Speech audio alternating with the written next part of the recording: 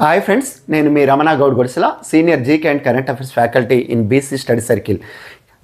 భారతీయ Jnanpith trust తాజాగా Jnanpith award గ్రహీతను ప్రకటించిన నేపథ్యంలో ఒకసారి జ్ఞాన్పీఠ్ అవార్డు యొక్క నేపథ్యాన్ని పరిశీలించి తాజా గ్రహీత యొక్క విశేషాలపైన కూడా చర్చించుకుందాం. జ్ఞాన్పీఠ్ అవార్డు భారతదేశంలోనే సాహిత్య రంగంలో ఇచ్చే అత్యున్నత అవార్డు. ఈ అవార్డుని 1965 నుండి ప్రదానం చేయడం జరుగుతుంది. రాజ్యాంగం గుర్తించిన 22 భాషలతో పాటు అలాగే ఇంగ్లీష్లో కూడా ఈ విశేషంగా కృషి చేసిన రచయితలకు ఈ అవార్డుని ప్రదానం చేయడం జరుగుతుంది. అలాగే ఈ అవార్డు తొలి గ్రహీతను మనం పరిశీలించినట్లయితే శంకర్ కురూప్ మలయాళ కవి 1965. 59వ జ్ఞాన్పీఠ్ అవార్డు గ్రహీత వినోద్ కుమార్ శుక్ల, ఆయన హిందీ కవి.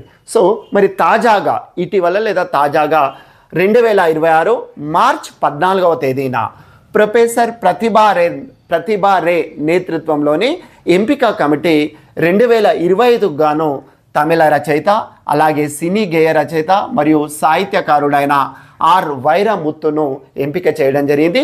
ఇది ఓవరాల్గా చూసుకుంటే 60వ జ్ఞాన్పీఠ్ అవార్డు. 2025 అవార్డు 2025 గాను 2026లో ప్రకటించింది. ఇది ఎప్పుడు కూడా 1 year లేట్ ఉంటుంది. 2026ది 27లో, 25ది 26లో ప్రకటించడం జరుగుతుంది. అది ఇక్కడ మనం గుర్తుంచుకోవాల్సిన అవసరం ఉంది. ఓవరాల్గా ఆర్ వైరముత్తును మనం పరిశీలిస్తే 1975, 2002 తర్వాత తమిళకు చెందిన ఒక వ్యక్తి ఈ అవార్డును పొందడం, ఈయన ఓవరాల్గా 3వ వ్యక్తి అని మనం చెప్పవచ్చు. ఈ అవార్డు కింద ప్రైజ్ మనీ కూడా ఉంటుంది. 11 లక్షల ప్రైజ్ మనీ ఉండడం జరుగుతుంది. ఈయన అనేక రచనలు రాయడం జరిగింది. ముఖ్యంగా కళాశాల విద్యార్థిగా ఉన్న సమయంలోనే వైఖరై మెగంగల్ అనే కవితా సంకలనంని ఆయన రాయడం, తర్వాతి కాలంలో ఓ మహిళా కళాశాలలో ఈయన రాసిన ఏదైతే ఈ కవితా సంకలనం ఒక పాఠ్యాంశంగా కూడా చేర్చడం జరిగింది. అది ఇక్కడ గమనించాలి. అలాగే మనం ఇంతకుముందు చెప్పినాం, ఈయన సినీ గేయ రచయిత అని కూడా అన్నాం. 1980లో నిలల్ గల్ అనే ఫిలింతో ఆయన సినీ గేయ రచయితగా తన ప్రస్థానాన్ని ప్రారంభించి 7500కు పైగా ఆయన పాటలు రాయడం జరిగింది. సో ఇది ఆయన నేపథ్యం.